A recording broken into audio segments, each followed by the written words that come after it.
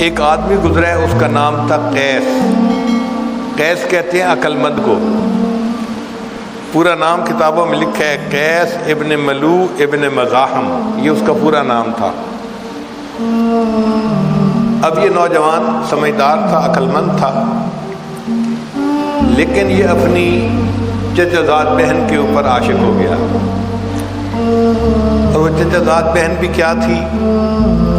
رنگ کی کالی تھی، اور کالی ہونے کی وجہ سے اس کا نام ماں باپ نے لیلا رکھا تھا، لیلا بنت مہدی ابن سعد، کزن تھے دونوں آپس میں۔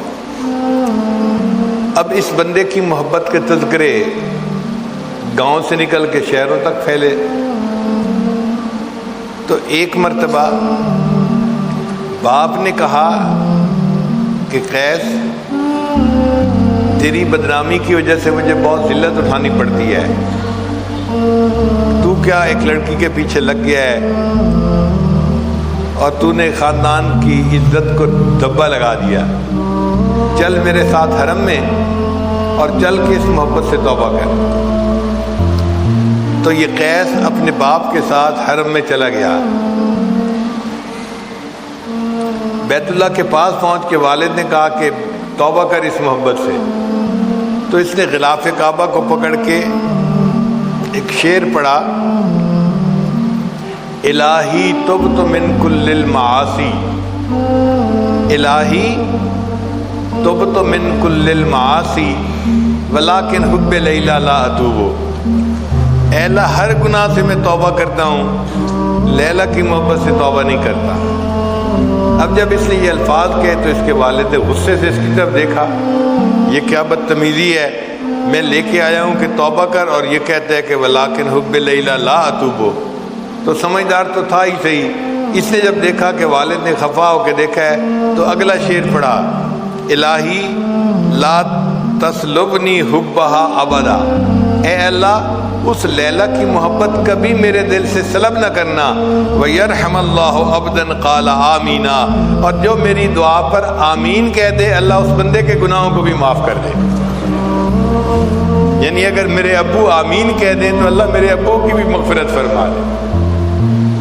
تو یہ ایسا پاگل تھا اپنی اس محبت میں۔ جب سیدنا حسن رضی اللہ تعالیٰ عنہ نے سیدنا امیر معاویہ رضی اللہ عنہ سے صلح کر لی اور حکومت کے معاملے میں ان کے حق میں دستبردار ہو گئے، تو حسن رضی اللہ عنہ بہت خوش تھے کہ میں نے حکومت ان کے سپرد کر دی جو اس کے زیادہ اہل تھے۔ ایک دفعہ جا رہے تھے مکہ مکرمہ میں تو قیس صاحب آگے سے مل گئے، تو حسن رضی اللہ عنہ نے روکا، قیس کیا حال ہے، کہاں جا رہے ہو؟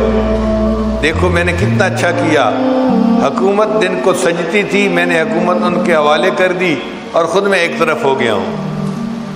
تو قیس خاموش کھڑا سن رہا ہے، تو حسن رضی اللہ عنہ نے فرمایا چپ کیوں کھڑا ہے، کوئی جواب نہیں دیتا؟ کہنے لگا جی کہ میں سوچ رہا ہوں حکومت تو لیلا کو سجتی ہے۔ انہوں نے فرمایا انت مجنون، تو مجنون ہے۔ اس کے بعد اس کا نام قیس کی بجائے مجنون ہو گیا کہ یہ پاگل تھا اس کے پیچھے۔ اگر مخلوق کی محبت انسان کو ایسا پاگل کر دیتی ہے تو اللہ کی محبت تو پھر انسان کو پتہ نہیں کس کیفیت پہ پہنچاتی ہوگی۔ مجنون جب فوت ہوا تو کسی کو خواب میں نظر آیا، اس نے مجنون آگے کیا بنی؟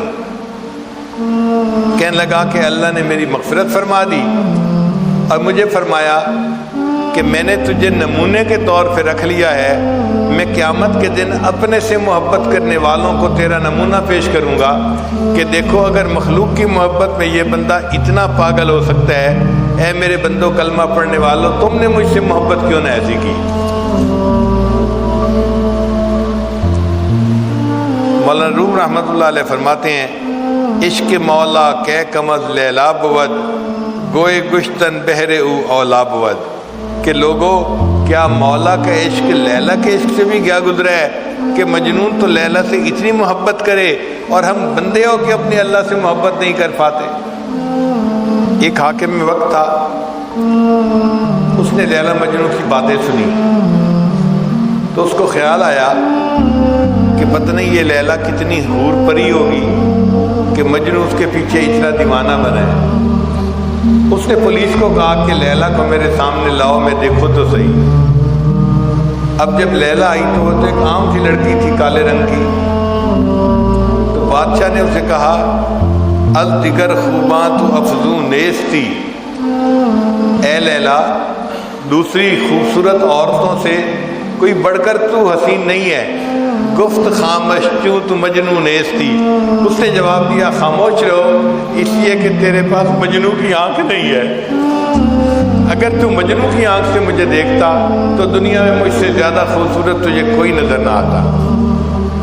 اللہ بھی ہمیں ایسی آنکھ عطا فرما دے کہ جو ہم اپنے خالق اور مالک کو ایسی محبت کی نظر سے دیکھیں کہ وہ ہمارا محبوب حقیقی بن جائے۔